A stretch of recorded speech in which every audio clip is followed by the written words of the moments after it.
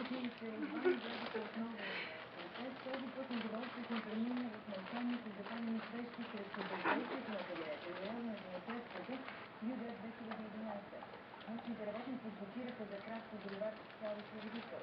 По-рано днес студентите от Софийския университет и висшите училища по изкуствата също протестираха. Поискаха повече средства за образование и наука. Настояват и за по-голяма ангажираност на управляващите.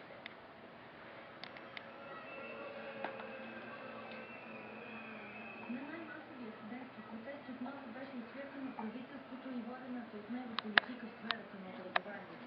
Въпреки обещаните преди дни още 2 милиона лева за Софийския университет от икономии на парламента, протестиращите избраха